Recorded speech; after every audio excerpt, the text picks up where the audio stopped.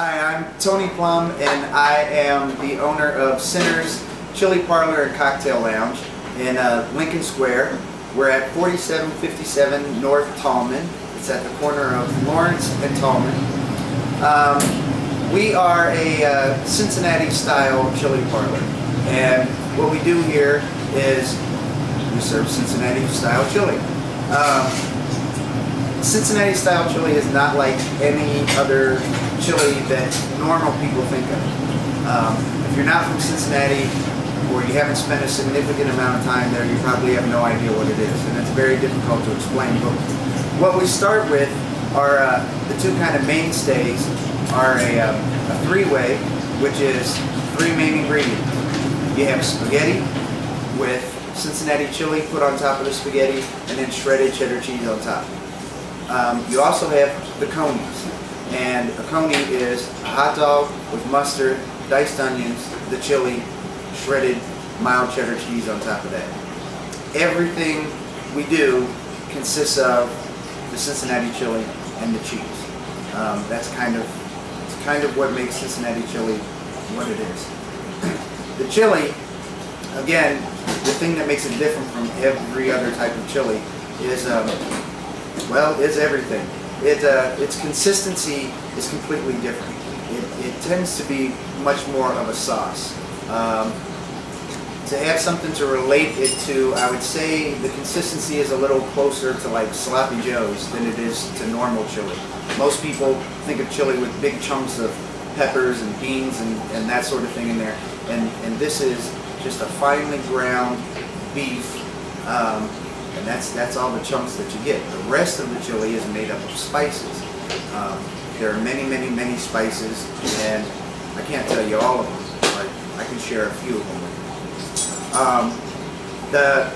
you. Somebody told me a couple days ago that they felt like Cincinnati-style chili was kind of tasted like Christmas, which doesn't surprise me because Cincinnati-style chili has baker's spices in it. You'll find unsweetened cocoa, cinnamon, allspice, things that you don't normally think of not only in chili but in meat products. But it does have some of the traditional chili powder, crushed red peppers, paprika, things that give it a little kick as well. There's a whole list of spices and flavors that are added to it, but again, at this point, we're all trying to pretend like it's a grand mystery and keep it a close family secret, so I can't share any more than that. Sam Hetland, who is our head chef, if you want to call him a chef in a chili parlor. We don't usually refer to him as chefs, but that's what he would be. And he is mixing together the dry spices that go into the chili.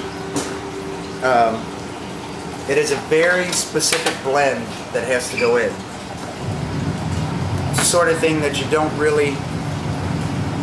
It's such a subtle blend of all these different spices that you don't want to... If there's too much paprika, it'll throw it off. If there's too much cinnamon, it'll taste too much like cookies. So it's a very exact measuring system that needs to go into the dry spices that will be added to the large pot of ground beef. So if Sam ever quits, you're gonna have to kill him, right? Exactly. He cannot take the family secret with him anywhere else. I'll at least have to cut his tongue out. Oh, his hands off. He can't write it out for anybody either. Yep. But at this point, this is kind of the base. This is the, it's the ground beef, a little water, a little.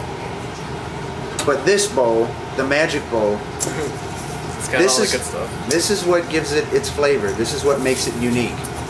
This, in essence, right there, that is Cincinnati chili, a bowl full of spices.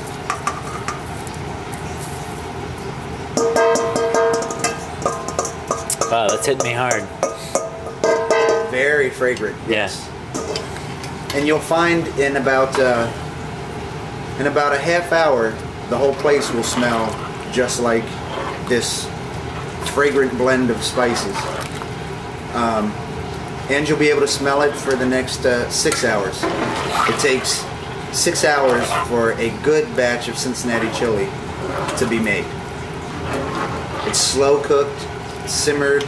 It's just a lot of stirring and constantly kind of folding the dry spices back in, and eventually all the water, the liquid, will evaporate right out and leave you with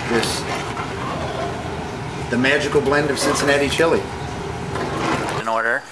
What are you making exactly here right now, Sam? 4-way with beans and cheese coney, the first order of the day. First we take about a scoop and a half of pasta. Make sure the plate's really nice. Then we come over here and we do about 2 scoops of chili.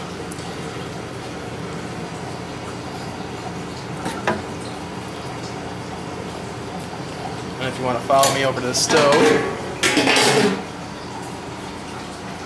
you have our 4-way beans, which we'll just slide a couple on top.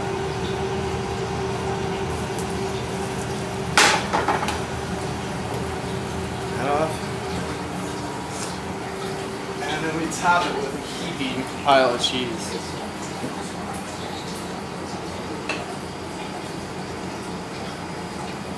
More cheese, the better. All right, that's a 4-way, no onions. 4-way, no onions.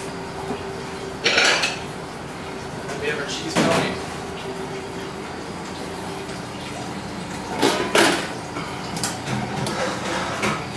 Take a dog, a little mustard.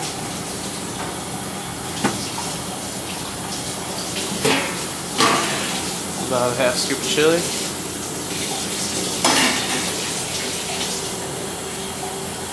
Onions, and another big heaping pile of cheese.